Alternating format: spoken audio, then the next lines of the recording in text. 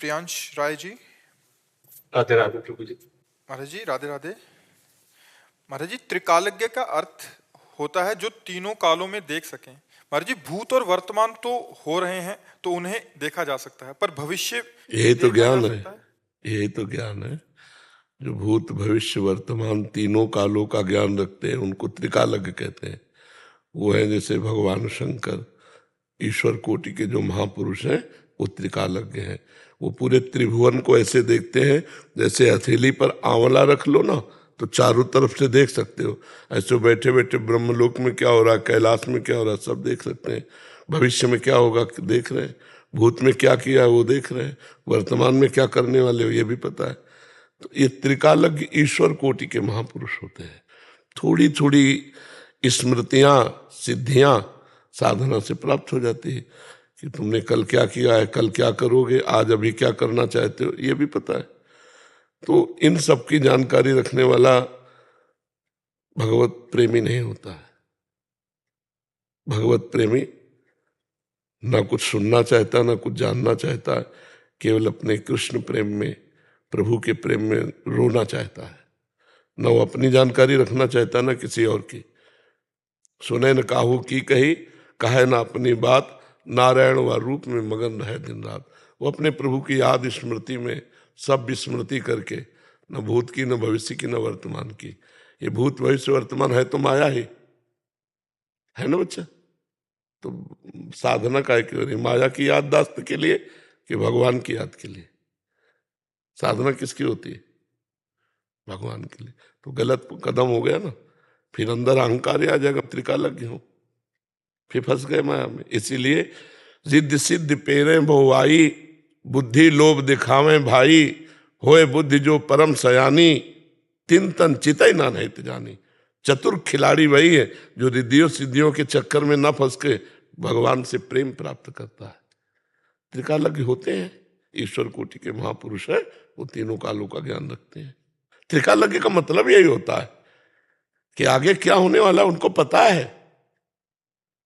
उनके लिए भविष्य नहीं, उनके लिए वर्तमान है, भविष्य भी, भूत भी। जैसे वर्तमान में हम तुम्हें देख रहे हैं ना, ऐसे भविष्य को भी देख रहे हैं, भूत को भी देख रहे हैं, तभी तो त्रिकालज्ञ है। तुम त्रिकालज्ञ होते तो प्रश्न क्यों होता है? प्रश्न तभी उठता है जब आप त्रिकालज्ञ नहीं है। आपको बड़ा अजीब लग रहा है कि भविष्य को कैसे जान गए, भविष्य में क्या होने वाला है वो कैसे जान सकते हैं? तो कोई अल्पज्ञ क्या, वो त्रिकालज्ञ हो, तीनों कालों का ज्ञान रखते हैं। जो परम सिद्ध हो चुका है उसके लिए तीनों कालों का ज्ञान कोई दुर्लभ थोड़ी। पर हमारी तुम्हारी उतनी गति नहीं है ना, तो लगता है ऐसा कैसे हो सकता है। ब्रह्मलोक में क्या हो रहा है उनको पता है, अभी हमारे घर में क्या हो रहा है हमको पता नहीं। तो हमारा ज्ञान बहुत सीमित है ना, वो असीम ज्ञान वाले हैं, तो हमारी बुद्धि उनको कैसे पहचान सकती है। और इससे भी परे है कि प्रिया प्रीतम क्या कर रहे हैं, जो इन सिद्धियों का त्यागी है वो ये बात जानता है हमारे श्री कृष्ण इस समय कौन सी लीला कर रहे हैं। वो उसमें डूबा, कभी रुदन करता है, कभी हंसता है, कभी सब। अब यहां बैठे बैठे उस निकुंज में क्या हो रहा है आप कहोगे क्या निकुंज, कौन सा निकुंज, कहाँ निकुंज, तो वहां गति नहीं तो कैसे जानोगे। हम लोग बहुत सीमित ज्ञान वाले हैं, भगवान बड़े असीम है। तो जब चित्त भगवान से जोड़ा जाता है तो असीम ज्ञान आने लगता है, तो कोई आश्चर्य की बात थोड़ी है। डॉक्टर शालू जी लखनऊ से। राधे राधे महाराज जी। राधे राधे महाराज जी। महाराज जी, मेरे पति मथुरा के हैं और जब मेरी लड़ाई होती है तो मेरे गुस्सा होने पर तत्काल बोलते हैं कि और तो सब ठीक है, बस तुम ब्रिजवासियों की इज्जत नहीं करती, तुम्हारी कृपा यहीं रुकी है। महाराज जी, क्या ब्रिजवासियों को काम, क्रोध, लोभ, झूठ, धोखा आदि किसी का कोई नहीं, उनकी बात वालो, उनकी बात वालो। गुस्सा मत करो, उनको भगवान के पार्षद मानो, उनको प्यार करो। काहे को गुस्सा करते हो? मनुष्य जीवन गुस्सा करने के लिए मिला है क्या? मनुष्य जीवन प्रेम के लिए मिला है। और प्रेम होता है सामने वाले के सुख को देखना, अपने सुख को देखना स्वार्थ होता है। सामने वाले से अपने सुख की चाह करना काम होता है, राग होता है, मोह होता है, आसक्ति होती है। लेकिन प्रेम नहीं होता। प्रेम होता है जिससे हम प्रेम करते हैं उसको अनुकूलता देना, उसको सुख देना। समझ रहे ना? हमको मानना है कि मेरा पति मेरे लिए भगवान है, मैं और किसी भगवान को प्रसन्न नहीं करना चाहती, अपने प्रभु को प्रसन्न करना चाहती है जो पति रूप में है। अभी सारी समस्या का समाधान हो गया। नाराज क्यों हो? क्यों नाराज हो? वो हमारे आराध्य देव हैं, हम उनसे नाराज कैसे हो सकते हैं? हमको उनके अनुकूल होना है। वो नाराज है तो हमको वो चाल चलनी कि वो नाराज ना हो, वो हमसे प्रसन्न हो, अभी जीवन आनंदमय हो जाए। तो यहां प्यार का नाटक करते हैं अपने सुख के लिए, इसे काम कहते हैं, इसे प्यार नहीं कहते। प्रायः लोग प्यार का अर्थ काम ही ले रहे हैं। प्यार बहुत विशुद्ध वस्तु है। आप पति से प्यार कीजिए, पति पत्नी से प्यार कीजिए, उसमें कोई दोष नहीं है, भगवत स्वरूप मानकर कीजिए। एक दूसरे को अनुकूलता देना सीखें। आज हमारा समाज भ्रष्ट होता चला जा रहा है। पति पत्नी में विश्वास नहीं, माता पिता पुत्र परिवार में विश्वास नहीं। मतलब कैसे कैसे, तभी हम कह रहे हैं जो आज जो प्रथा चल रही है ये बहुत गलत, आगे रिजल्ट आएगा इसका। ये जो गर्लफ्रेंड बॉयफ्रेंड ये चल रहा है ना, बहुत गलत रिजल्ट आएगा। गृहस्थी बहुत संशय में फंस जाएगी, मतलब बहुत खतरे में फंस जाएगी। अब एक बॉयफ्रेंड ब्रेकअप, फिर बॉयफ्रेंड, फिर ब्रेकअप, ये क्या है? गर्लफ्रेंड ब्रेकअप, फिर गर्लफ्रेंड ब्रेकअप। तो पति से ब्रेकअप करने में कितने मिनट लगेंगे? पति को भगवान मान पाएगी वो बच्ची, या वो बच्चा अपना अर्धांग मान पाएगा पत्नी को? तो क्या गृहस्थी रह जाएगी? वो मतलब एक उपहास योग्य केवल जीवन रह जाएगा। अब पति पत्नी में नहीं बनती है तो वो गृहस्थी किस काम की? नहीं, एक दूसरे के लिए सहन किया जाए, एक दूसरे की बातों को अनुकूलता दी जाए, एक दूसरे जब हाथ मिलाया है तो पूरे जीवन भर निर्वाह किया जाए, तब तो गृहस्थी सफल है। हमें लगता है अपने पति में जिसने भगवान को नहीं देखा वो मंदिर में भगवान को कहां से ढूंढ लेगा? क्यों?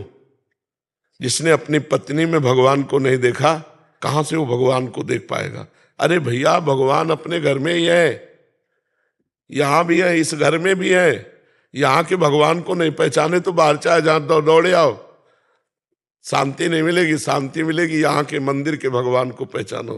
तुम्हारे अंदर बैठे हैं, तुम्हारे पुत्र के अंदर बैठे हैं, तुम्हारी पत्नी के अंदर बैठे हैं, तुम्हारे जितने समाज है उसके अंदर बैठे। सिय राम में सब जग जानी, करो प्रणाम जोरी झुक। आज हमारे समाज में यही गड़बड़ी हो रही, आपस में तो गला काट रहे हो, मंदिर में जाके आरती कर रहे हैं। जो मंदिर में बैठा है वही सबके शरीरों में भी तो बैठा है, उससे व्यवहार ठीक करो, नहीं वहां कुछ नहीं मिलने वाला। और सबसे व्यवहार ठीक किया तो मंदिर जाओ चाहे ना जाओ। नामदेव जी ने कुत्ते में भगवान को देख लिया था, नहीं देख लिया था? तो अगर हमारा भाव सही है तो कुत्ते में भी भगवान हम देख सकते हैं, और भाव सही नहीं तो मंदिर में भी भगवान को भी भगवान नहीं मानेंगे। देख लो ना जाके, साक्षात प्रभु बैठे हुए। जो सर्वत्र भगवान देखने का भाव करेगा वही युमाम पश्यति सर्वत्र सर्वम च मयि पश्यति तस्याहम न प्रणश्यामि सच में न प्रणश्यति। तो आप क्षमाशील बनो और पति से प्रेम करो। प्रेम का मतलब होता है पति के अनुकूल चलना। महाराज जी, साधन वैराग्य सेवा कोई भाव नहीं है मेरे में, मेरा उद्धार कैसे हो? राधा राधा राधा, निरंतरता और अनन्यता कैसे महाराज जी? सब आ जाएगी। शुरू तो करो, कदम तो बढ़ाओ। एक गुरुजी ने एक शिष्य को टार्च दी, यमुना नहाने जा रहे तो टार्च बिल्कुल ऐसे दीपक सी जल रही थी। बोले गुरुजी एक कदम दिखाई देता? बोले बस एक कदम देख कर रखता जा, यात्रा पूरी हो जाएगी। हो जाएगी नहीं? अब तुम सोचो वहीं से सीधे यमुना जी प्रकाश मारे तो अपनी सखी से कह दीजिए महाराज जी, आपकी तो सखी है राधा जी, किशोरी जू। अरे वो आपके अंदर बैठे ही सुन रहे, आप बात करो ना उनसे, प्रार्थना करो, राधा नाम का फोन नंबर लगाओ और बात कर लो। राधा राधा राधा राधा सबके हृदय में बैठे हुए हैं वो। यही तो हम भूल कर रहे हैं। हम सोचते हैं कि और कहीं भगवान मिलेंगे, यही बैठे सबके हृदय में बैठे हुए। अभी पांडे जी अहमदाबाद से। महाराज जी। महाराज जी, आपके चरणों में कोटि कोटि प्रणाम। महाराज जी, आपका दास एक शिक्षक के रूप में अपनी सेवा दे रहा है। मैं श्री जी की कृपा से 11वीं 12वीं कक्षा के बच्चों को पढ़ाता हूं और उन्हें पढ़ाई के साथ साथ सत्संग की सार बात बताता हूं, नाम जप करने की प्रेरणा देता हूं। पर महाराज जी, मैं स्वयं कई बार आपकी आज्ञा का उल्लंघन कर बैठता हूं। मुझे खुद कभी कभी कम उम्र में मिली कंचन और कीर्ति के प्रति आकर्षण और सुख बुद्धि हो जाता है। फिर मन में ये सलाह देता है कि तू चर्चा करने का अधिकारी ही नहीं है। तो महाराज जी, मेरा प्रश्न है, क्या श्री जी हमारे इन दोषों को क्षमा करती हैं? उत्तम बात है बच्चा कि हम दूसरे को जो उपदेश करते हैं पहले हमें अपने आचरणों में उतारना चाहिए। अगर हम अपने आचरणों में नहीं उतारते तो फिर इसी को तो पाखंड कहते हैं, तो ठीक नहीं रहेगा ना। हम पहले अपने आचरणों को ठीक करें तो अच्छा रहेगा। अच्छे बच्चे हो, कम से कम अपनी गलतियों को देख पा रहे हो आप, बहुत अच्छे हो। और कंचन कामिनी के प्रति पूरा विश्व का आकर्षण है। नाम जप के द्वारा, भजन के द्वारा हम इस आकर्षण पर विजय